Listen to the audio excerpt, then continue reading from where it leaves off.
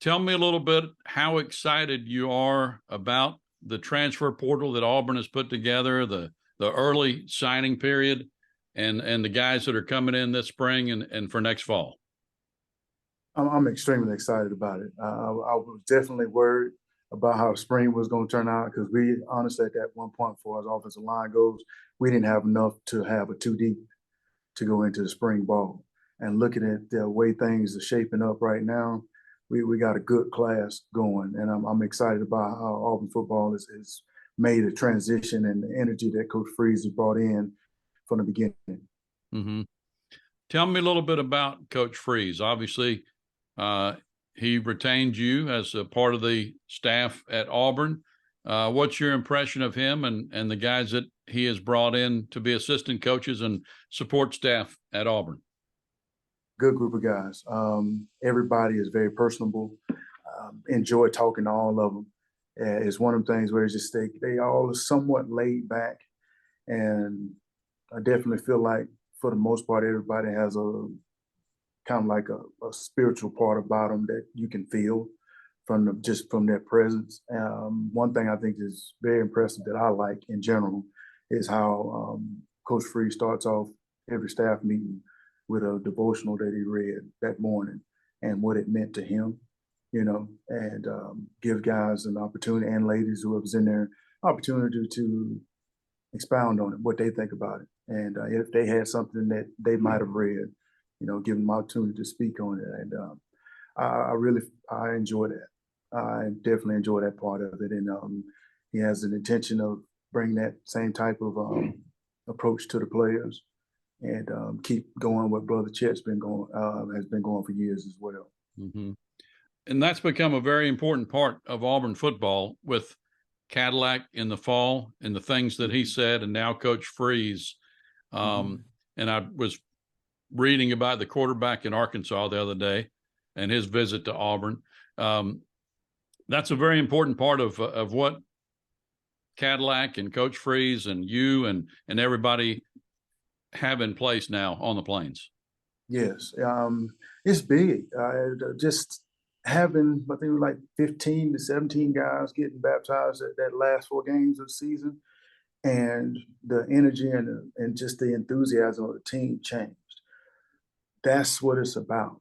I mean, I really believe that, and I'm excited just like I said, see how Coach Freeze starts off just the staff in general, and how he plans approaching the overall program and just trying to keep it, God centered to a degree. Take me back a little bit to last fall, the end of last fall. You go from support staff to coaching the offensive line, and now where you are now. What kind of experience was that, and how hard is it to go back and forth to those slots? Um, I tell you what, for years I've been wanting to get that experience on the field and to show everybody that I can handle it and that I can do it. It was so exciting, and I was blessed for Cadillac and Rich McGlynn and everybody else giving me the opportunity to be able to do it. Um, I'll be honest with you, can be, frustrating to be able to go back in the opposite direction, but that's part of life. And the one thing I can say is right now, is God telling me it's not necessarily your time yet. If you can be patient and don't try to force it, you'll be happy with the situation that I put you in at some point. And so I'm at Auburn, man. I absolutely love this place. I really do. My wife works in the human sciences department, and we met here. She went to school here. I mean, we all people through and through. So right now, I'm gonna take it for what it is and continue to help in every aspect I possibly can while I'm here. Mm-hmm. So you don't have really an urge to get to the next level again, to the NFL. Auburn is Oh, where you want to be. Auburn, at the end of the day, I told everybody who's asked me the same question. At the end of the day, I want to be the head O-line coach at Auburn. Mm-hmm. Really, before I'm done coaching football, it might not be in the next year or two. I might have to end up going somewhere else to come back. But before I'm done coaching, that's always been like my ultimate goal is just to be in that room because I played here. I know it. I love it. So, if it happens, it is what it is. And if it's the best opportunity for me, and my wife can handle it and she give me the say so to do it, then I'm gonna take it and go with it and see where it leads me.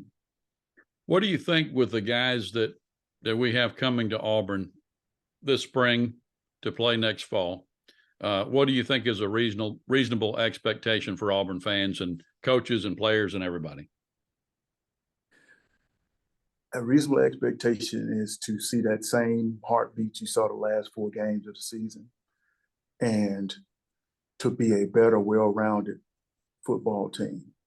I think also too, one of the things you can see is our young men carrying themselves better off the field, just representing Auburn, and some of the things that Coach Freeze has talked about that I believe in too is just being respectful, doing the things you need to do, because you are an Auburn football player and everybody knows it, and there's a certain standard that needs to be set, and really having everybody to truly take care of each other and really making it a player-led team.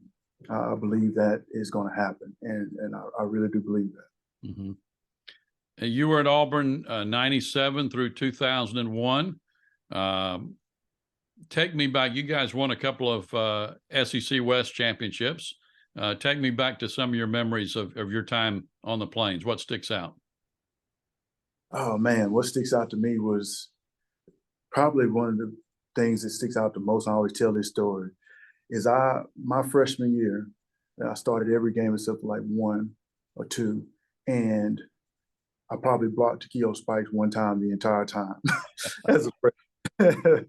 and I honestly think he let me do it just to build my confidence, because it was just crazy. I always had to deal with Leonardo Carson and Jimmy Brumbaugh and Charles Dorsey and those guys, and just chasing Ricky Neal and Takeo around. It seemed like it was just a daunting task, but that was one of the memories that stick out the most to me as a freshman. And then playing against Peyton Manning in the SEC championship, and then being able to play against him in the NFL, and those kind of comparisons. And then as a senior going back to Auburn, one memory that still haunts me is losing my very last game at Auburn.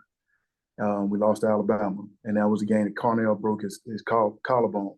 Mm-hmm. Probably had yards rushing almost by halftime, and I just knew we were going to win that game, and we went south after he got hurt.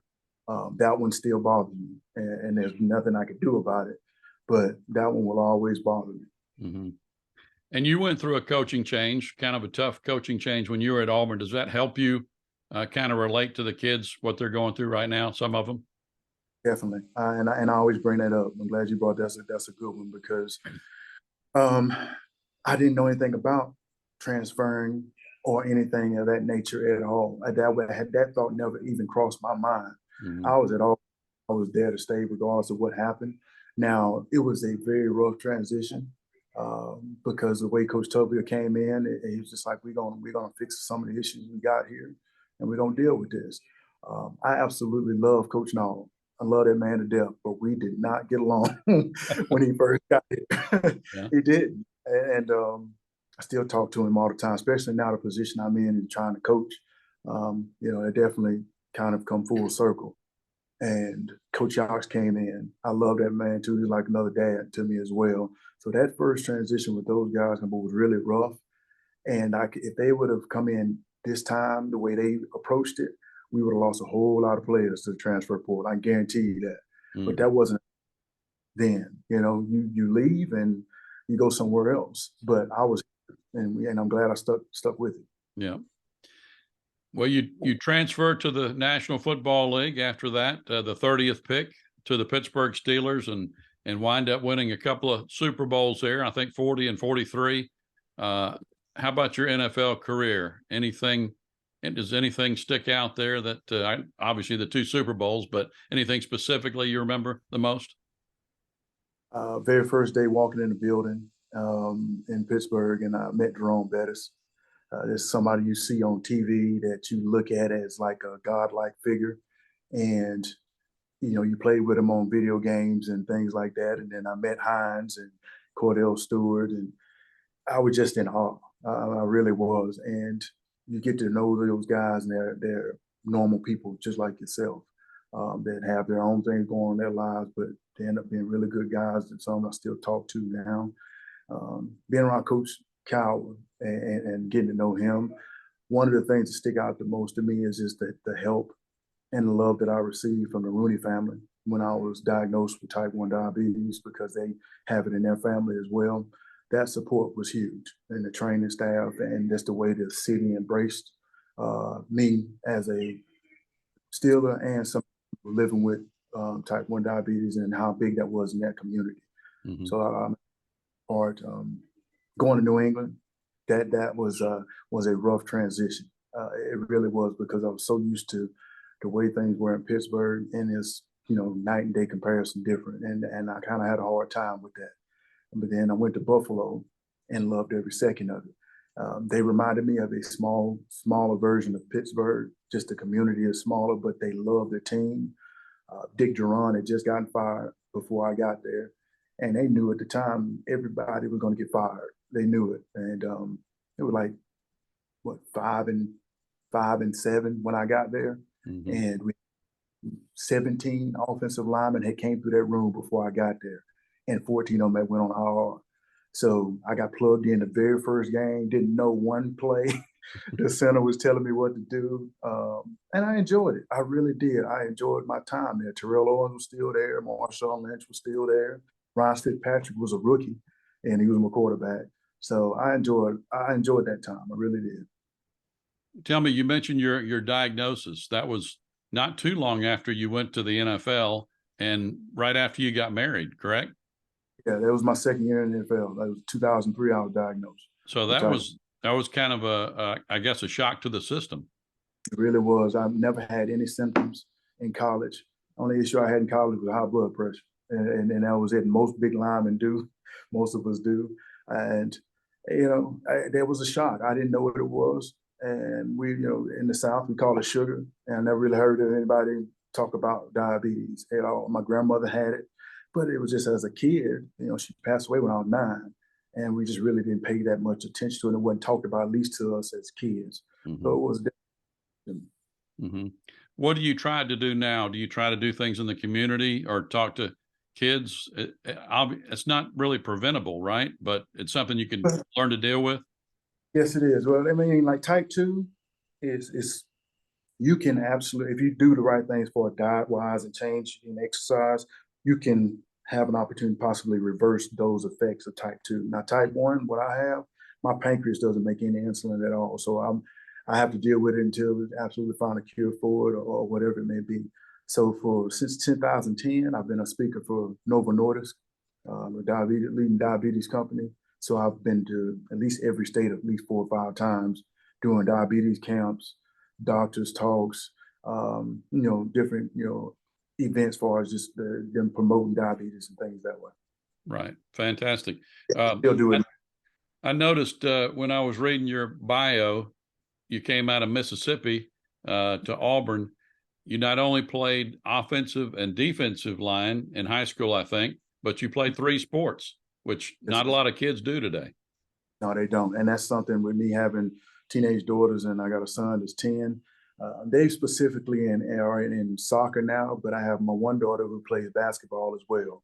And my son is slowly getting into football. Mama's kind of slowly letting him get involved in that. So I'm all for multi-sports athletes, because I think it just, for one, it gives you a break from one, and it has your body. You have to do so many other things in the other sports. So I would love for every kid to just at least play 2 sports until you just have to make a decision.